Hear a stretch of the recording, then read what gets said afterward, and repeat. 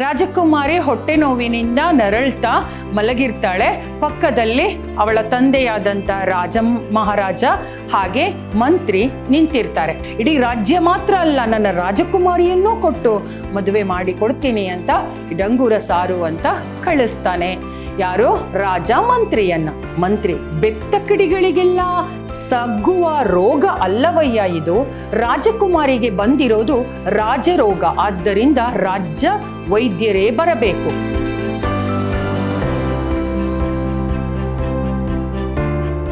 ಎಲ್ಲರಿಗೂ ನಮಸ್ಕಾರ. ನಾನು ಸವಿತಾ AP, ಕನ್ನಡ ಉಪನ್ಯಾಸಕಿ, ವಿದ್ಯಾಶ್ರಮ ಪದವಿ ಪೂರ್ವ ಕಾಲೇಜು, ಮೈಸೂರು. ಪ್ರೀತಿಯ ವಿದ್ಯಾರ್ಥಿಗಳೇ, ನಾವು ಕಳೆದ ತರಗತಿಯಲ್ಲಿ ಡಾಕ್ಟರ್ ಚಂದ್ರಶೇಖರ್ ಕಂಬಾರರವರು ಬರೆದಿರುವಂತಹ ಬೋಳೆಶಂಕರ ಎಂಬ ನಾಟಕದ ದೃಶ್ಯ 6ರಲ್ಲಿ ಎಲ್ಲರಂತವಳಲ್ಲ ನಮ್ಮಾಕಿ ಎಂಬ ಒಂದು ದೃಶ್ಯದ ಭಾಗವನ್ನ ತಿಳ್ಕೊಂಡ್ವಿ. ಆ ಭಾಗದಲ್ಲಿ ಕೆಲವೊಂದು ವಿಚಾರವನ್ನ ನಾನು ಹೇಳ್ತೀನಿ. ಆ ಭಾಗದಲ್ಲಿ ಏನೇನ್ ತಿಳ್ಕೊಂಡ್ವಿ ಅಂದ್ರೆ, ಬೋಳೆಶಂಕರ ಮತ್ತೆ ಕೋಡಂಗಿಯ ಮಾತುಕತೆ, ಅದರೊಂದಿಗೆ ಅಲ್ಲಿ ಪಿಶಾಚಿ 2 ಮತ್ತು ಬೋಳೆಶಂಕರ ಕೋಡಂಗಿ ಅವರ ಸಂಭಾಷಣೆ, ಇವುಗಳ ಬಗ್ಗೆ ನಾವು ತಿಳ್ಕೊಂಡ್ವಿ. ಬೋಳೆಶಂಕರನಿಗೆ ರಾಜಕುಮಾರಿಗೆ ಹೊಟ್ಟೆ ನೋವು ಬಂದಿರುವ ವಿಚಾರ ಗೊತ್ತಿರೋದಿಲ್ಲ. ಕೋಡಂಗಿ ಆ ವಿಚಾರವನ್ನ ಬೋಳೆಶಂಕರನಿಗೆ ಹೇಳಿ ಬೋಳೆಶಂಕರನ ಹತ್ತಿರ ಇರುವಂತಹ ಆ ಒಂದು ರೋಗವನ್ನ ವಾಸಿ ಮಾಡುವಂತಹ ಒಂದು ಬೇರನ್ನ ಕೇಳ್ಕೊಳ್ತಾನೆ ಕೋಡಂಗಿ. ಹಾಗೆ ಅವರಿಬ್ಬರು ಆ ಒಂದು ವಿಚಾರದ ಬಗ್ಗೆ ಮಾತನಾಡುತ್ತಾ ಇರ್ತಾರೆ. ಹಾಗೆ ಮಾತನಾಡ್ತಾ ಅವರು ಮುಂದೆ ಅರಮನೆಗೆ ಹೋಗಿ ಆ ಅರಮನೆಯಲ್ಲಿದ್ದಂಥ ರಾಜಕುಮಾರಿಯ ಹೊಟ್ಟೆ ನೋವನ್ನು ವಾಸಿ ಮಾಡ್ತಾರ. ಆ ಬೇರಿನಿಂದ ಅದು ವಾಸಿ ಆಗುತ್ತಾ, ಮತ್ತೆ ರಾಜಕುಮಾರಿಯನ್ನ ಮತ್ತು ರಾಜ್ಯವನ್ನ ಕೊಡ್ತೀನಿ ಅಂತ ಡಂಗೂರ ಸಾರಿರುವಂತ ವಿಚಾರ, ಇದೆಲ್ಲವನ್ನ ನಾವು ಈ ಒಂದು ತರಗತಿಯಲ್ಲಿ ತಿಳಿದುಕೊಳ್ಳೋಣ. ಬನ್ನಿ. ದೃಶ್ಯ 7, ಸಿಕ್ಕಳ ರಾಜಕುಮಾರಿ. ಸಿಕ್ಕಳ ರಾಜಕುಮಾರಿ ಅಂದ್ರೆ ರಾಜ ಡಂಗೂರ ಸಾರಿರ್ತಾರೆ, ರಾಜಕುಮಾರಿಯನ್ನ ಕೊಟ್ಟು ರಾಜ್ಯವನ್ನು ಕೊಟ್ಟು ರಾಜನನ್ನಾಗಿ ಮಾಡ್ತೀನಿ, ಯಾರು ನನ್ನ ರಾಜಕುಮಾರಿಯ ಹೊಟ್ಟೆ ನೋವನ್ನ ವಾಸಿ ಮಾಡ್ತಾರೋ ಅವರಿಗೆ ಅಂತ ಡಂಗೂರ ಸಾರಿರ್ತಾರೆ. ಅದರ ಪ್ರಕಾರ ಈ ರಾಜಕುಮಾರಿ ಯಾರಿಗೆ ಸಿಗ್ತಾರೆ ಅನ್ನುವಂಥ ಒಂದು ವಿಚಾರ ಈ ದೃಶ್ಯದಲ್ಲಿ ನಾವು ಕಾಣ್ತೀವಿ. ಬನ್ನಿ. ರಾಜಕುಮಾರಿ ಮಲಗಿ ನರಳುತ್ತಿದ್ದಾಳೆ. ಪಕ್ಕದಲ್ಲಿ ರಾಜ ಮಂತ್ರಿ. ಈ ದೃಶ್ಯದಲ್ಲಿ ಬರುವಂತಹ ಪಾತ್ರಗಳು ಯಾವುದಂದ್ರೆ ರಾಜ, ಮಂತ್ರಿ ಮತ್ತು ರಾಜಕುಮಾರಿ. ರಾಜಕುಮಾರಿ ಹೊಟ್ಟೆ ನೋವಿನಿಂದ ನರಳ್ತಾ ಮಲಗಿರ್ತಾಳೆ.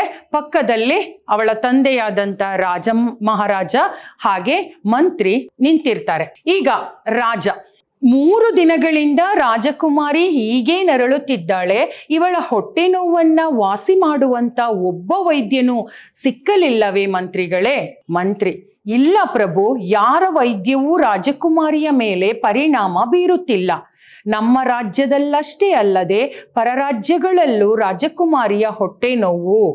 ಅಷ್ಟರಲ್ಲಿ ರಾಜಕುಮಾರಿ, ಅಯ್ಯೋ ನೋವು, ಹೊಟ್ಟೆ ನೋವಪ್ಪ ಅಂತ ಹೇಳ್ತಾಳೆ. ರಾಜ, ಮಂತ್ರಿ, ಮಗಳು ಈ ಪರಿ ಸಂಕಟ ಪಡೋದನ್ನ ನೋಡಲಾರೆ, ಇವಳ ನೋವು ವಾಸಿ ಮಾಡಿದವರಿಗೆ ಅರ್ಧ ರಾಜ್ಯ ಕೊಡುತ್ತೀನಿ ಅಂತ ಡಂಗೂರ ಸಾರಿಸು. ಮಂತ್ರಿ, ಅಪ್ಪಣೆ ಪ್ರಭು ಎಂದು ಹೊರಡುವನು. ರಾಜಕುಮಾರಿ, ಅಯ್ಯಯ್ಯೋ ನೋವು ತಡಿಲಾರೆ. ಇಲ್ಲಿ ರಾಜ ಮತ್ತೆ ಮಂತ್ರಿಯ ನಡುವಿನ ಮಾತುಕತೆ ಏನ್ ನಡೆಯುತ್ತೆ ಅಂದ್ರೆ, ರಾಜನಿಗೆ ತನ್ನ ಮಗಳು ನರಳ್ತಾ ಹೊಟ್ಟೆ ನೋವಿನಿಂದ ನರಳ್ತಾ ಮಲಗಿರುವುದನ್ನ ನೋಡ್ಲಿಕ್ಕೆ ಆಗೋದಿಲ್ಲ. ಆದ್ರಿಂದ ರಾಜ ಮಂತ್ರಿಗೆ ಹೇಳ್ತಾನೆ, ಅಯ್ಯೋ ನನ್ನ ಮಗಳ ಈ ಹೊಟ್ಟೆ ನೋವನ್ನ ಯಾವ ರಾಜ್ಯದ ವೈದ್ಯರಿಂದಲೂ ಹಾಗೂ ಇನ್ಯಾವ ವೈದ್ಯರಿಂದಲೂ ಏನ್ ಮಾಡ್ಲಿಕ್ಕೆ ವಾಸಿ ಮಾಡ್ಲಿಕ್ಕೆ ಆಗ್ಲಿಲ್ವಲ್ಲ, ನನಗೆ ತುಂಬಾ ಚಿಂತೆಯಾಗಿದೆ ಅಂತ ಅವನು ನೋವಿನಲ್ಲಿ ಹೇಳ್ಕೊತಾನೆ. ಆಗ ಮಂತ್ರಿ ಹೇಳ್ತಾನೆ, ಯಾರ ವೈದ್ಯವೂ ರಾಜಕುಮಾರಿಯ ಮೇಲೆ ಯಾವುದೇ ಪರಿಣಾಮವನ್ನ ಬೀರ್ತಾ ಇಲ್ಲ, ಏನ್ ಮಾಡೋದು ಅಂತ ಹೇಳ್ಬೇಕಾದ್ರೆ ರಾಜಕುಮಾರಿ ನೋವಿನಿಂದ ನರಳ್ತಾ, ಅಯ್ಯಯ್ಯೋ ನನಗೆ ಹೊಟ್ಟೆ ನೋವ್ತಾ ಇದೆಯಪ್ಪ ಅಂತ ಅಪ್ಪನನ್ನ ಕುರಿತು ಹೇಳ್ತಾಳೆ. ಅಯ್ಯೋ ನೋವು, ಹೊಟ್ಟೆ ನೋವು ಅಪ್ಪ, ಹೊಟ್ಟೆ ನೋವು ಅಂತ ಅಪ್ಪನಾದಂತಹ ರಾಜನನ್ನ ಕುರಿತು ಹೇಳ್ತಾಳೆ. ರಾಜ, ಮಂತ್ರಿ, ಮಗಳು ಈ ರೀತಿ ಸಂಕಟ ಪಡೋದನ್ನ ನನ್ನಿಂದ ನೋಡಕ್ಕೆ ಆಗ್ತಾ ಇಲ್ಲ, ಆದ್ರಿಂದ ಬೇರೆ ಯಾರಾದ್ರೂ, ನನ್ನ ರಾಜ್ಯದಲ್ಲಿರುವ ಯಾರೇ ಆಗ್ಲಿ ಈ ಒಂದು ರೋಗವನ್ನ ವಾಸಿ ಮಾಡಿದವರಿಗೆ ನಾನು ನನ್ನ ಅರ್ಧ ರಾಜ್ಯವನ್ನ ಕೊಡ್ತೀನಿ ಅಂತ ಡಂಗೂರ ಸಾರು ಅಂತ ಹೇಳಿ ಅವನನ್ನ ಮಂತ್ರಿಯನ್ನ ಕಳಿಸ್ತಾನೆ. ಹಾಗೆ ಮಂತ್ರಿ ಹೊರಡ್ತಾನೆ. ರಾಜಕುಮಾರಿ ನೋವಿನಿಂದ ನರಳ್ತಾಳೆ. ಮುಂದೆ ನೋಡೋಣ. ರಾಜ, ಮಂತ್ರಿ ನಿಲ್ಲು, ಈ ನೋವು ವಾಸಿ ಮಾಡಿದವರಿಗೆ ಇಡೀ ರಾಜ್ಯ ಕೊಡುತ್ತೀನಿ ಅಂತ ಡಂಗೂರ ಸಾರು. ಮಂತ್ರಿ, ಹಾಗೇ ಆಗಲಿ ಪ್ರಭು, ಹೊರಡುವನು. ರಾಜಕುಮಾರಿ, ಅಯ್ಯೋ ಅಪ್ಪ, ಸಾಯುತ್ತೇನೆ, ನನಗೆ ವಿಷ ಕೊಡಿ. ರಾಜ, ಅಯ್ಯ ಮಂತ್ರಿ, ರಾಜ್ಯವನ್ನಲ್ಲದೆ ರಾಜಕುಮಾರಿಯನ್ನೂ ಮದುವೆ ಮಾಡಿ ಕೊಡುತ್ತೇನೆ ಅಂತ ಡಂಗೂರ ಸಾರಯ್ಯ. ಮಂತ್ರಿಯನ್ನ, ಹೋಗ್ತಾ ಇರೋ ಮಂತ್ರಿಯನ್ನ ತಡೆದು ಮತ್ತೆ ರಾಜ ವಾಪಸ್ ಕರೆದು ಹೇಳ್ತಾನೆ, ಬರೀ ಇಡೀ ರಾಜ್ಯವನ್ನ ಕೊಡ್ತೀನಿ ಅಂತ ಹೇಳು. ಇಡೀ ರಾಜ್ಯವನ್ನ ಕೊಟ್ಟು ನಾನು ಅವರನ್ನ ಸನ್ಮಾನಿಸ್ತೀನಿ. ಆದ್ರೆ ಅವರು ನನ್ನ ಮಗಳ ಒಂದು ರೋಗವನ್ನ ವಾಸಿ ಮಾಡಬೇಕು ಅಂತ ಹೇಳ್ತಾನೆ. ಅಷ್ಟರಲ್ಲಿ ಮಗಳು ಪುನಃ ಹೇಳ್ತಾಳೆ, ಅಯ್ಯೋ ಅಪ್ಪ, ನಾನು ಸತ್ತೋಗ್ತಾ ಇದ್ದೀನಿ, ನನಗೆ ಏನಾದ್ರೂ ವಿಷ ಕೊಡು, ನನಗೆ ಬದುಕಕ್ಕಾಗಲ್ಲ, ಈ ಹೊಟ್ಟೆ ನೋವಿನಿಂದ ನನ್ನ ಪ್ರಾಣ ಹೋಗ್ತಾ ಇದೆ ಅಂತ ಅವಳು ಕಿರ್ಚ್ಕೋತಾಳೆ. ಅಷ್ಟರಲ್ಲಿ ರಾಜನಿಗೆ ಇನ್ನೂ ನೋವಾಗುತ್ತೆ. ರಾಜ ಹೇಳ್ತಾನೆ, ಅಯ್ಯ ಮಂತ್ರಿ, ಇಡೀ ರಾಜ್ಯ ಮಾತ್ರ ಅಲ್ಲ, ನನ್ನ ರಾಜಕುಮಾರಿಯನ್ನೂ ಕೊಟ್ಟು ಮದುವೆ ಮಾಡಿ ಕೊಡ್ತೀನಿ ಅಂತ ಡಂಗೂರ ಸಾರು ಅಂತ ಕಳಿಸ್ತಾನೆ. ಯಾರು? ರಾಜ ಮಂತ್ರಿಯನ್ನ. ಹೀಗೆ ಮಂತ್ರಿ ಅಪ್ಪಣೆ ಪ್ರಭು ಹೊರಡುವಷ್ಟರಲ್ಲಿ ಸೇವಕ ಬಂದು ನಮಸ್ಕರಿಸಿ ನಿಲ್ಲುವನು. ಸೇವಕ, ಬೆಪ್ತಕಡಿ ಬೋಳೆಶಂಕರ ಬಂದವನೇ, ಅವನ ಹತ್ತಿರ ಮದ್ದಿದೆಯಂತೆ. ಮಂತ್ರಿ, ಬೆಪ್ತಕಡಿಗಳಿಗೆಲ್ಲ ಸಗ್ಗುವ ರೋಗ ಅಲ್ಲವಯ್ಯ ಇದು, ರಾಜಕುಮಾರಿಗೆ ಬಂದಿರೋದು ರಾಜರೋಗ, ಆದ್ದರಿಂದ ರಾಜ್ಯ ವೈದ್ಯರೇ ಬರಬೇಕು. ರಾಜ, ಎಲ್ಲರನ್ನೂ ನೋಡಿದ್ದಾಯ್ತಲ್ಲ ಮಂತ್ರಿಗಳೇ. ಇಲ್ಲಿ ಸೇವಕ ಏನ್ ಅಲ್ಲ, ಮಂತ್ರಿ ಹೊರಡ್ಬೇಕು ಅನ್ನೋಷ್ಟರಲ್ಲಿ ಒಬ್ಬ ಸೇವಕ ಬರ್ತಾನೆ. ಅವರ ಸೇವಕ ಬಂದ್ಬಿಟ್ಟು ಹೇಳ್ತಾನೆ, ಬೆಪ್ತಕಡಿ ಬೋಳೆಶಂಕರ ಬಂದವನೇ, ಬೆಪ್ತಕಡಿ ಬೋಳೆಶಂಕರ ಬಂದಿದ್ದಾನೆ, ಅವನ ಹತ್ರ ಏನಿದೆ? ಮದ್ದಿದೆಯಂತೆ. ಅವನ ಹತ್ರ ಈ ಒಂದು ರೋಗವನ್ನ ವಾಸಿ ಮಾಡುವಂತ ಔಷಧಿ ಇದೆ. ಮಂತ್ರಿ ಹೇಳ್ತಾನೆ, ಬೆಪ್ತಕಡಿಗಳಿಗೆಲ್ಲ ವಾಸಿ ಮಾಡ್ಲಿಕ್ಕಾಗುವಂತ ಕಾಯಿಲೆ ಏನಲ್ಲ ಇದು ರಾಜವೈದ್ಯರೇ ಬರಬೇಕು, ಬೇರೆ ಬೇರೆ ರಾಜ್ಯದಿಂದ ರಾಜವೈದ್ಯರು ಬಂದ್ರೆ ಮಾತ್ರ ಸಾಧ್ಯ ಅಂತ ಹೇಳ್ತಾನೆ. ಆಗ ರಾಜ ಹೇಳ್ತಾನೆ, ಎಲ್ಲರನ್ನು ನೋಡಿದ್ದಾಯ್ತಲ್ಲ, ಎಲ್ಲಾ ರಾಜ್ಯದ ರಾಜವೈದ್ಯರು ಬಂದು ವಾಸಿ ಮಾಡ್ತಾರೆ ಅಂತ ನಾವು ನೋಡಿದ್ದಾಯ್ತು, ಇನ್ನು ಅದರಿಂದ ಏನೂ ಪ್ರಯೋಜನ ಇಲ್ಲ ಅಂತ ರಾಜ ಹೇಳ್ತಾನೆ. ಮುಂದೆ ಮಂತ್ರಿ, ಪ್ರಭು, ಬಹುಮಾನದ ಆಸೆಯಿಂದ ಹಾದಿ ಬೀದಿ ದಾಸಯ್ಯಗಳೆಲ್ಲ ವೈದ್ಯ ಮಾಡೋದಕ್ಕೆ ಬರ್ತಿದ್ದಾರೆ, ಅವರನ್ನ ತಡೆಯೋದೇ ಕಷ್ಟವಾಗಿದೆ. ರಾಜಕುಮಾರಿ, ಬೆಪ್ತಕಡಿ ಅದು ಅವನ ಹೆಸರ ವಿಶೇಷಣವಾ? ಸೇವಕ, ಎರಡೂ ಹೌದು. ರಾಜ, ಯಾರು ನೋಡಿದ್ರು ಪ್ರಯೋಜನ ಇಲ್ಲ ಅಂದ್ಮೇಲೆ ಸಾಮಾನ್ಯ ಬೆಪ್ತಕಡಿನೂ ನೋಡಲೇಳು, ಕರೆತಾರಯ್ಯ ಅವನ್ನ. ಸೇವಕ ಹೋಗಿ ಬೋಳೆಶಂಕರ ಹಾಗೂ ಕೋಡಂಗಿಯನ್ನ ಕರೆತರುವರು. ಬೋಳೆಶಂಕರ, ಪ್ರಭುಗಳಿಗೆ ನಮಸ್ಕಾರ. ತಾವು ನಂಬುಗೆ ಇಡೋದಾದ್ರೆ ರಾಜಕುಮಾರಿಗೆ ನಾನು ಮದ್ದು ಕೊಡಬಲ್ಲೆ. ಏನಿಡ್ಬೇಕು? ನಂಬುಗೆ ಅಂದ್ರೆ ನಂಬಿಕೆ. ರಾಜ, ನಾಟಿ ವೈದ್ಯವೋ? ಬೋಳೆಶಂಕರ, ಹೌದು ಪ್ರಭು. ರಾಜ, ಅಪಾಯವೇನೂ ಇಲ್ಲ ತಾನೆ? ಬೋಳೆಶಂಕರ, ಇದನ್ನ ಸೇವಿಸಿದವರು ಖಂಡಿತ ಸಾಯೋದಿಲ್ಲ. ಯಾರ ಒಂದು ಪ್ರವೇಶ ಆಗುತ್ತೆ ಅಂದ್ರೆ ಬೋಳೆಶಂಕರ ಮತ್ತೆ ಕೋಡಂಗಿಯ ಪ್ರವೇಶ ಆಗುತ್ತೆ. ಹೇಗೆ? ಮಂತ್ರಿ ಹೊರಡ್ತಾನೆ, ಡಂಗೂರ ಹೊಡಿಸ್ಬೇಕು ಅಂತ. ಅಷ್ಟರಲ್ಲಿ ಸೇವಕ ಬಂದು ಹೇಳ್ತಾನೆ, ಬೆಪ್ತಕಡಿ ಅನ್ನುವಂತ ಒಬ್ಬ ಸಾಮಾನ್ಯ ವ್ಯಕ್ತಿ ಬಂದಿದ್ದಾನೆ, ಅವನು ಈ ಒಂದು ರೋಗವನ್ನ ವಾಸಿ ಮಾಡ್ತಾನೆ ಅಂತ ಹೇಳ್ತಿದ್ದಾನೆ. ಆಗ ಮಂತ್ರಿ ಹೇಳ್ತಾನೆ, ಈ ಬೆಪ್ತಕಡಿಯಿಂದೆಲ್ಲ ಆಗಲ್ಲ, ರಾಜವೈದ್ಯರೇ ಬರಬೇಕು ಅಂತ ಹೇಳಿದಾಗ ರಾಜ ಹೇಳ್ತಾನೆ, ಅಯ್ಯೋ ಎಲ್ಲಾ ವೈದ್ಯರನ್ನ ನೋಡಿ ಆಯ್ತಲ್ಲ ಅನ್ನೋಷ್ಟರಲ್ಲಿ ಪುನಃ ಮಂತ್ರಿ ಹೇಳ್ತಾನೆ, ಬಹುಮಾನದ ಆಸೆಯಿಂದ ಹಾದಿ ಬೀದಿ ಅಂದ್ರೆ ರಸ್ತೆಯಲ್ಲಿ ಹೋಗೋ ಬರೋರೆಲ್ಲ ಬಂದು ಇಲ್ಲಿ ಈ ಒಂದು ಬಹುಮಾನ ಸಿಗುತ್ತಲ್ಲ ಅಂತ ಹೇಳಿ ಬಹುಮಾನದ ಆಸೆಯಿಂದ, ಉಡುಗೊರೆಯ ಆಸೆಯಿಂದ ಈ ಒಂದು ಅರಮನೆಯ ಒಳಗಡೆ ಬರ್ತಿದ್ದಾರೆ, ಅವ್ರನ್ನ ತಡೆಯೋದು ತುಂಬಾ ಕಷ್ಟ ಆಗ್ತಿದೆ ಅಂತ ಹೇಳ್ತಾನೆ. ಆಗ ರಾಜಕುಮಾರಿ ಕೇಳ್ತಾಳೆ, ಬೆಪ್ತಕಡಿ ಅಂದ್ರೆ ಅದು ಅವನ ಹೆಸರ ಅಥವಾ ಒಂದು ವಿಶೇಷಣವಾ? ಅಂದ್ರೆ ಒಂದು ವಿಶೇಷತೆಗಾಗಿ, ಒಂದು ಸ್ಪೆಷಾಲಿಟಿಗಾಗಿ ಅದನ್ನ ಇಟ್ಕೊಂಡಿರುವಂತ ಅವನ ಒಂದು ವೈದ್ಯ ವೃತ್ತಿಯ ಒಂದು ವಿಷಯವಾ ಅಥವಾ ಹೆಸರ ಅಂತ ಅವಳು ಕೇಳ್ತಾಳೆ. ಆಗ ಸೇವಕ ಹೇಳ್ತಾನೆ, ಅದು ಎರಡೂ ಒಂದೇ, ಅಂದ್ರೆ ಎರಡೂ ಹೌದು. ಅಂದ್ರೆ ಹೆಸರು ಅವಂದೇ ಹೆಸರು, ಅವನ ಬುದ್ಧಿವಂತಿಕೆಯು ಅದೇ ತರ ಇರೋದು. ಬೆಪ್ತಕಡಿ ಅಂದ್ರೆ ದಡ್ಡ ಅನ್ನೋ ತರ. ರಾಜ ಯಾರು ನೋಡಿದ್ರೂ ಪ್ರಯೋಜನ ಬರ್ಲಿಲ್ಲ, ಯಾವ ರಾಜ್ಯದ ರಾಜ ವೈದ್ಯರು ಬಂದ್ರು ಪ್ರಯೋಜನ ಆಗ್ಲಿಲ್ಲ ಅಂದ್ಮೇಲೆ ಸಾಮಾನ್ಯ ವ್ಯಕ್ತಿಯಾಗಿರುವಂತ ಬೆಪ್ತಕಡಿ ಬರ್ಲಿ, ನೋಡ್ಲಿ, ಅವನಿಂದ ಏನಾಗುತ್ತೆ ಆ ಒಂದು ಕೆಲಸವನ್ನ ಅವನು ಮಾಡ್ಲಿ, ಸಹಾಯವನ್ನ ಮಾಡ್ಲಿ, ಕರ್ಕೊಂಡ್ ಬಾ ಅಂತ ಸೇವಕನಿಗೆ ಆಜ್ಞೆ ಮಾಡ್ತಾರೆ ರಾಜರು. ಸೊ ಹಾಗೆ ರಾಜನ ಆಜ್ಞೆಯ ಪ್ರಕಾರ ಕೋಡಂಗಿ ಮತ್ತೆ ಬೆಪ್ತಕಡಿಯನ್ನ ಪ್ರಭುಗಳ ಮುಂದೆ ತಂದು ನಿಲ್ಲಿಸ್ತಾರೆ. ಆಗ ಬೋಳೆಶಂಕರ ಪ್ರಭುಗಳಿಗೆ ನಮಸ್ಕಾರ ಮಾಡಿ ಹೇಳ್ತಾನೆ, ನಿಮಗೆ ನಂಬಿಕೆ ಇದ್ದರೆ, ನಂಬುಗೆ ಇಡೋದಾದ್ರೆ, ಅಂದ್ರೆ ನೀವು ನನ್ನ ಮೇಲೆ ನಂಬಿಕೆ ಇಡೋದಾದ್ರೆ ನಾನು ಈ ಒಂದು ಮದ್ದು ಕೊಡಬಲ್ಲೆ. ಮದ್ದು ಅಂದ್ರೆ ಔಷಧಿ, ನಂಬುಗೆ ಅಂದ್ರೆ ಏನು? ನಂಬಿಕೆ. ನಂಬುಗೆ ಅಂದ್ರೆ ನಂಬಿಕೆ, ಮದ್ದು ಅಂದ್ರೆ ಔಷಧಿ.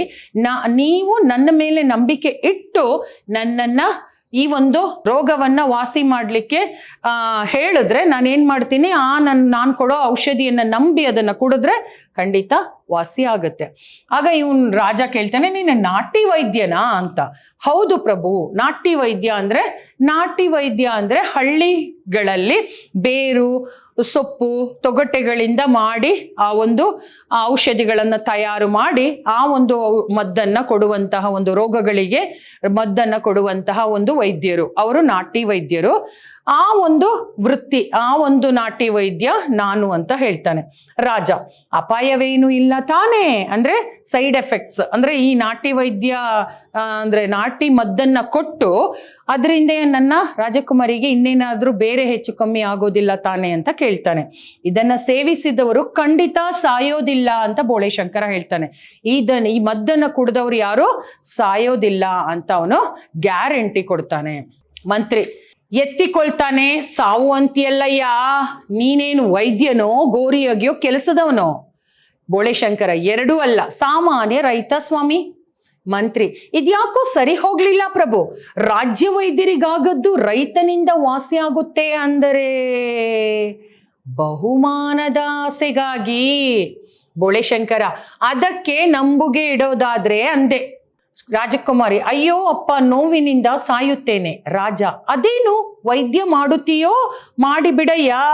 ಬೋಳೆಶಂಕರ, ರಾಜಕುಮಾರಿ, ಈ ಬೇರನ್ನ ಬಾಯಲ್ಲಿಟ್ಟುಕೊಂಡು ಜಗಿದು ನುಂಗಬೇಕು. ಶಿವ ನಿಮಗೆ ಒಳ್ಳೆಯದನ್ನ ಮಾಡುತ್ತಾನೆ.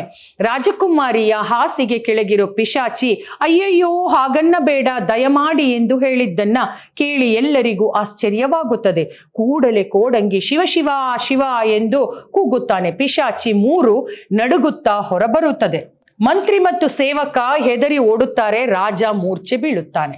ನೋಡಿ, ಇಲ್ಲಿ ಏನಾಗುತ್ತೆ ಅಂದ್ರೆ ರಾಜಕುಮಾರಿಗೆ ಆ ಒಂದು ವಾಸಿ ಆಗದಂತ ಕಾಯಿಲೆ ಬರ್ಲಿಕ್ಕೆ ಕಾರಣವೇ ಪಿಶಾಚಿ 3 ಆ ಒಂದು ರಾಜಕುಮಾರಿಯ ಒಳಗಡೆ ಹೊಕ್ಕಿ ಈ ಒಂದು ಕಾಯಿಲೆಯನ್ನ ಸೃಷ್ಟಿ ಮಾಡಿದೆ. ಈ ಕಾಯಿಲೆಯನ್ನ ಸೃಷ್ಟಿ ಮಾಡಿ ಅದು ಬೋಳೆಶಂಕರನನ್ನ ಕೊಂದು ನರಕಕ್ಕೆ, ಸೈತಾನನ ಹತ್ರ ಕರ್ಕೊಂಡೋಗ್ಲಿಕ್ಕೆ ಪೇಚಾಡ್ತಿದೆ. ಈ ಒಂದು ಉಪಾಯವನ್ನ ಪಿಶಾಚಿ 3 ಮಾಡಿರುತ್ತದೆ.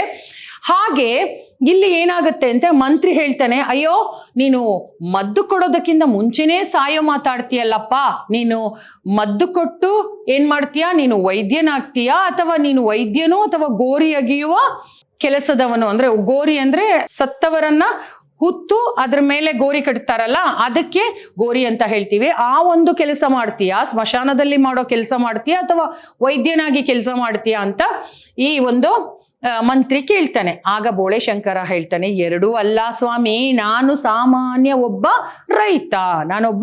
ಸಾಮಾನ್ಯ ರೈತ ಅಷ್ಟೇ. ಅಷ್ಟರಲ್ಲಿ ಮಂತ್ರಿಗೆ ಡೌಟ್ ಬರುತ್ತೆ, ಇದ್ಯಾಕೋ ಸರಿ ಹೋಗ್ತಾ ಇಲ್ಲ.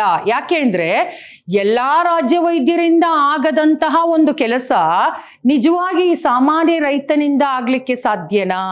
ನಿಜವಾಗಿ ಇವನು ಹಣದ ಆಸೆಯಿಂದ, ಬಹುಮಾನದ ಆಸೆಯಿಂದ ಬಂದಿದ್ದಾನಾ ಅಂತ ರಾಗ ಎಳಿತಾನೆ.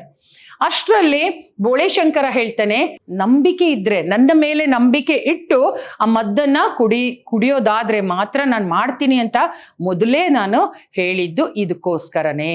ಅಂದ್ರೆ ಬಹುಮಾನಕ್ಕೋಸ್ಕರ ಬಂದಿದ್ದು ಅಂತ ನೀವು ತಪ್ಪು ತಿಳ್ಕೊತೀರಾ ಅಂತ ನನಗೆ ಗೊತ್ತು. ಅದರಿಂದ ನಂಬಿಕೆ ಇದ್ರೆ ಮಾತ್ರ ನಾನು ಈ ಒಂದು ಕೆಲಸವನ್ನ ಮಾಡ್ತೀನಿ ಅಂತ ಹೇಳಿದ್ದು ಅಂತ ಬೋಳೆಶಂಕರ ಹೇಳ್ತಾನೆ. ಅಷ್ಟರಲ್ಲಿ ರಾಜ ಹೇಳ್ತಾನೆ, ಅದೇನ್ ವೈದ್ಯ ವೃತ್ತಿ ಕೆಲಸ ಮಾಡ್ತೀಯೋ ಮಾಡಪ್ಪ ಅಂತ. ಅಷ್ಟರಲ್ಲಿ ರಾಜಕುಮಾರಿ ಜೋರಾಗಿ ನೋವನ್ನ ಸಹಿಸ್ಕೊಳಕ್ಕಾಗದೆ ಸಾಯ್ತಿದ್ದೀನಿ ಅಪ್ಪ ಅಂತ ಹೇಳ್ತಾಳೆ. ಆಗ ಬೋಳೆಶಂಕರ ಏನ್ ಮಾಡ್ತಾನೆ, ತನ್ನ ಹತ್ರ ಇದ್ದಂತ ಪಿಶಾಚಿ ಅವನಿಗೆ ಕೊಟ್ಟಿದ್ದಂತಹ ಒಂದು ಬೇರಿತ್ತಲ್ಲ, ಆ ಬೇರನ್ನ ರಾಜಕುಮಾರಿಗೆ ಕೊಟ್ಟು ಇದನ್ನ ಬಾಯಲ್ಲಿಟ್ಟು ಜಗಿದು ಏನ್ ಮಾಡ್ಬೇಕು, ಅಗಿದು ತಿಂತಾ ಇರು, ಶಿವ ನಿನಗೆ ಒಳ್ಳೇದ್ ಮಾಡ್ತಾನೆ ಅಂತ ಹೇಳ್ತಾನೆ. ಶಿವ ನಿನಗೆ ಒಳ್ಳೇದ್ ಮಾಡ್ತಾನೆ ಅನ್ನೋ ಶಿವಸ್ಮರಣೆ ಇದೆಯಲ್ಲ, ಆ ಶಿವಸ್ಮರಣೆಯನ್ನ ಕೇಳಿದಂತಹ ಈ ಪಿಶಾಚಿ ರಾಜಕುಮಾರಿಯ ಒಂದು ಮನಸ್ಸಿನ ಒಳಗಡೆ ಹೊಕ್ಕಿತ್ತಲ್ಲ, ದೇಹದ ಒಳಗಡೆ, ಆ ಪಿಶಾಚಿಗೆ ಶಿವನ ನಾಮಸ್ಮರಣೆ ಕೇಳಿದ ತಕ್ಷಣ ಅದರ ಹಾಸಿಗೆಯ ಕೆಳಗಿನಿಂದ ಎದ್ದು ಬಂದು ಪಿಶಾಚಿ ಅಯ್ಯೋಯ್ಯೋ ಈ ಒಂದು ಹೆಸರನ್ನ ಹೇಳ್ಬೇಡಪ್ಪ ಅಂತ ಜೋರಾಗಿ ಅದು ಕಿರ್ಚ್ಕೊಂಡು ಹೊರಗಡೆ ಬರುತ್ತೆ. ಆಗ ಕೋಡಂಗಿ ಏನ್ ಮಾಡುತ್ತೆ, ಜೋರಾಗಿ ಶಿವ ಶಿವ ಶಿವ ಶಿವ ಅಂತ ಜೋರಾಗಿ ಹೇಳಲಿಕ್ಕೆ ಶುರು ಮಾಡುತ್ತೆ. ಆಗ ಪಿಶಾಚಿ 3 ನಡುಗುತ್ತಾ ಹೊರಗಡೆ ಓಡ್ಕೊಂಡು ಬರುತ್ತೆ. ಹೊರಗಡೆ ಓಡ್ಕೊಂಡು ಬರ್ಬೇಕಾದ್ರೆ ಆ ಪಿಶಾಚಿಯನ್ನ ನಿಜ ರೂಪದಲ್ಲಿ ಕಂಡಂತಹ ರಾಜ, ಮಂತ್ರಿ, ಸೇವಕ ಇವರಿಗೆ ಆಶ್ಚರ್ಯವಾಗುತ್ತೆ. ಮಂತ್ರಿ ಮತ್ತೆ ಸೇವಕ ಇಬ್ರು ಅರಮನೆಯಿಂದ ಓಡಿ ಹೋಗ್ತಾರೆ. ಆದ್ರೆ ರಾಜ ಮಾತ್ರ ಮೂರ್ಛೆ ಬಿದ್ಬಿಡ್ತಾನೆ. ಆಮೇಲೆ ಏನಾಗುತ್ತೆ ನೋಡೋಣ. ಬೋಳೆಶಂಕರ, ಅನಿಷ್ಟವೇ ಮತ್ತೆ ಬಂದೆಯಾ? ಪಿಶಾಚಿ 3, ನಾನಲ್ಲ, ಮೊದಲು ನಿನಗೆ ಸಿಕ್ಕವನು ನನ್ನ ತಮ್ಮ, ನಾನು ನಿನ್ನ ಅಣ್ಣ ಸರದಾರ ಸೋಮಣ್ಣನ ಹತ್ತಿರ ಇದ್ದವನು. ಬೋಳೆಶಂಕರ, ನೀನು ಯಾರಾದರೂ ಆಗಿರು, ನಿನ್ನ ತಮ್ಮಂದಿರಿಗಾದ ಗತಿಯೇ ನಿನಗೂ ಕಾದಿದೆ, ಹೊಡೆಯ ಹೋಗುವನು. ಕೋಡಂಗಿ, ಇರು ಮಿತ್ರ, ಇದೇನು ಲಾಭ ಕೊಡುತ್ತದೋ ನೋಡೋಣ ಇರು. ಪಿಶಾಚಿ 3, ಅಯ್ಯಯ್ಯೋ ದಮ್ಮಯ್ಯ, ನನ್ನನ್ನ ಬಿಟ್ಟು ಬಿಡು, ಬೇಕಾದರೆ ನಿನಗೆ ಸಹಾಯ ಮಾಡುತ್ತೀನಿ. ಬೋಳೆಶಂಕರ, ಏನು ಮಾಡಬಲ್ಲೆ? ಪಿಶಾಚಿ 3, ಸಿಪಾಯಿಗಳನ್ನು ಮಾಡಬಲ್ಲೆ. ಬೋಳೆಶಂಕರ, ಅದರಿಂದ ಏನು ಉಪಯೋಗ? ಪಿಶಾಚಿ 3, ನೀನೇನ್ ಹೇಳಿದ್ರು ಮಾಡ್ತಾರೆ. ಬೋಳೆಶಂಕರ, ಅವರು ಹಾಡಬಲ್ಲರೋ? ಸೊ ಇದಿಷ್ಟು ಮಾತುಕತೆ ಆಗತ್ತೆ. ಇಲ್ಲಿ ಏನು ಆಗತ್ತೆ, ರಾಜ ಮೂರ್ಛೆ ಹೋಗ್ಬಿಡ್ತಾನೆ, ಮಂತ್ರಿ ಮತ್ತೆ ಸೇವಕ ಓಡಿ ಹೋಗ್ತಾರೆ. ಆಗ ಪಿಶಾಚಿಯನ್ನ ಹಿಡ್ಕೊಂಡು ಮತ್ತೆ ನಿಂಗ್ ಬಂದಿಯಾ ಅನಿಷ್ಟ ಅಂತ ಹೇಳಿ ಅದನ್ನ ಹೊಡಿಲಿಕ್ಕೆ ಅಂತ ಬೋಳೆಶಂಕರ ಹೋಗ್ಬೇಕಾದ್ರೆ ಬೋಳೆಶಂಕರನಿಗೆ ಆ ಪಿಶಾಚಿ ಹೇಳುತ್ತೆ, ನಾನು ಅವನಲ್ಲ ಅಂದ್ರೆ ಇದಕ್ಕಿಂತ ಹಿಂದೆ ಪಿಶಾಚಿ 2 ಸಿಕ್ಕಿತ್ತಲ್ಲ, ಅದಲ್ಲ ನಾನು, ಪಿಶಾಚಿ 3 ನಾನು ನಿನ್ನ ಅಣ್ಣ ಸರದಾರ ಸೋಮಣ್ಣನ ಹತ್ತಿರ ಏನ್ ಮಾಡ್ತಾ ಇದ್ದೆ, ಅವನನ್ನ ಹಾಳು ಮಾಡ್ಲಿಕ್ಕೆ, ಅವನನ್ನ ಹಾಳು ಮಾಡಿ ಅವನ ಜೊತೆ ಇದ್ದೆ ನಾನು. ಪಿಶಾಚಿ 3 ಅಂತ ಅದು ಹೇಳುತ್ತೆ. ಆಗ ಬೋಳೆಶಂಕರ ಹೇಳ್ತಾನೆ, ಯಾರಾದ್ರೆ ನನಗೇನಪ್ಪ, ಪಿಶಾಚಿ 1, 2, 3 ಯಾರಾದ್ರೆ ನನಗೇನು ಅಂತ ಹೇಳಿ ನಿನ್ನನ್ನ ನಾನು ಸುಮ್ಮನೆ ಬಿಡಲ್ಲ ಅಂತ ನಿನಗೊಂದು ಗತಿ ಕಾಣಿಸ್ತೀನಿ, ತಮ್ಮಂದಿರಿಗಾದ ಗತಿ ನಿನಗೂ ಆಗುತ್ತೆ ಅಂತ ಹೇಳಿ ಅದನ್ನ ಹೊಡಿಲಿಕ್ಕೆ ಹೋಗ್ತಾನೆ. ಆಗ ಕೋಡಂಗಿ ಇದನ್ನಲ್ಲ, ಕೋಡಂಗಿ ಏನ್ ಮಾಡುತ್ತೆ, ಓ ಮಿತ್ರ, 1 ನಿಮಿಷ ನಿಂತ್ಕೋ, ಈ ಒಂದು ಯಾವುದು ಅದಕ್ಕಿಂತ ಮೊದಲು 1ನೇ ಪಿಶಾಚಿ 2ನೇ ಪಿಶಾಚಿಯಿಂದ ಇವರಿಗೆ ಏನೆಲ್ಲ ಸಿಕ್ಕಿದೆ, ಒಂದು ರೋಗವಾಸಿ ಮಾಡುವಂತ ಬೇರು ಸಿಕ್ಕಿದೆ, ಇನ್ನೊಂದು ಪಿಶಾಚಿಯಿಂದ ಧಾನ್ಯದಿಂದ ನಾಣ್ಯ ಸಿಕ್ಕಿದೆ ಮಾಡುವಂತ ಒಂದು ವಿಧಾನ. ಆಗ ಅದಕ್ಕೆ ಕೋಡಂಗಿ ಹೇಳ್ತಾನೆ, ಇರು ಮಿತ್ರ, ಈ ಒಂದು ಪಿಶಾಚಿಯಿಂದ ನಮ್ಗೆ ಏನಾದ್ರೂ ಲಾಭ ಇರ್ಬೋದಾ ನೋಡೋಣ ಅಂತ. ಆಗ ಆ ಪಿಶಾಚಿ, ಅಯ್ಯೋಯ್ಯೋ ನನ್ನನ್ನು ಕಾಪಾಡಿ, ನಾನು ಬಿಟ್ಟು ಬಿಡಿ, ನಾನು ಓಡೋಗ್ತೀನಿ ಅಂತ. ಆಮೇಲೆ ಬೋಳೆಶಂಕರ ಹೇಳ್ತಾನೆ, ಹೌದು ಅಂತ ಹೇಳಿ ಆ ಒಂದು ಪಿಶಾಚಿನ ಹಿಡ್ಕೊಳ್ಳೋಷ್ಟ್ರಲ್ಲಿ ಪಿಶಾಚಿ, ನಾನು ನಿನಗೆ ಸಹಾಯ ಮಾಡ್ತೀನಿ, ನನ್ನ ಬಿಟ್ಬಿಡು. ಏನ್ ಸಹಾಯ ಮಾಡ್ತೀಯಾ? ನಾನು ನಿನಗೆ ಒಂದಷ್ಟು ಸೈನಿಕರನ್ನ ಮಾಡ್ಕೊಡ್ತೀನಿ. ಆಗ ಸೈನಿಕರು ಏನ್ ಮಾಡ್ತಾರೆ ಅಂತ ಬೋಳೆಶಂಕರ ಪಿಶಾಚಿಯನ್ನ ಕೇಳ್ಬೇಕಾದ್ರೆ ಪಿಶಾಚಿ ಹೇಳುತ್ತೆ, ನೀನ್ ಏನ್ ಹೇಳ್ತೀಯ ಅದು ಮಾಡ್ತಾರೆ, ನೀನ್ ಯಾವ ಕೆಲಸ ಹೇಳ್ತೀಯ ಅದ್ ಮಾಡ್ತಾರೆ ಅಂತ ಹೇಳ್ತಾರೆ. ಆಗ ಬೋಳೆಶಂಕರ ಹೇಳ್ತಾನೆ, ಹಾಗಾದ್ರೆ ಅದು ಹಾಡಾಡುತ್ತಾ? ಅವನಿಗೆ ಬೋಳೆಶಂಕರನಿಗೆ ಹಾಡಾಡೋದು ಅಂದ್ರೆ ತುಂಬಾ ಇಷ್ಟ ಅಲ್ವಾ, ಹಾಡಾಡುತ್ತಾ ಅಂತ ಕೇಳ್ತಾನೆ. ಸೊ ಇದಿಷ್ಟು ಅದಾದ್ಮೇಲೆ ಬೋಳೆಶಂಕರನಿಗೆ ಪಿಶಾಚಿ ಏನ್ ಮಾಡ್ಕೊಡುತ್ತೆ ನೋಡೋಣ. ಕೋಡಂಗಿ ಹೇಳ್ತಾನೆ, ಅದು ಕುಣಿತಾ ಅಂತ. ಕುಣಿಯಬಲ್ಲರೋ ಪಿಶಾಚಿ? ನೀನು ಇಷ್ಟಪಟ್ಟರೆ ಹಾಡುತ್ತಾರೆ. ಬೋಳೆಶಂಕರ, ಆಗಲೇಳು, ಸ್ವಲ್ಪ ಜನ ಸಿಪಾಯಿಗಳನ್ನ ಮಾಡಿ ತೋರಿಸು. ಪಿಶಾಚಿ 3, ಹುಲ್ಲಿನ ಹೊರೆ ತಗೊಂಬಂದು ನೆಲದ ಮೇಲೆ ನಿಲ್ಲಿಸು. ಬೋಳೆಶಂಕರ, ಇರು. ಕೋಡಂಗಿ, ಕುದುರೆ ಲಯದಿಂದ ಒಂದು ಹೊರೆ ಹುಲ್ಲು ತಗೊಂಬ. ಕೋಡಂಗಿ ಓಡುವನು. ನಿಜ ಹೇಳು ರಾಜಕುಮಾರಿನ ನೀನು ಯಾಕೆ ಹಿಡಿದೆ? ಪಿಶಾಚಿ 3, ನೀನು ಇಲ್ಲಿಗೆ ಬರಲಿ ಅಂತ ಅವನ ಒಂದು ಪ್ರಶ್ನೆ ಈಗ ಕಾಡ್ತಾ ಇತ್ತು ಅವನಿಗೆ.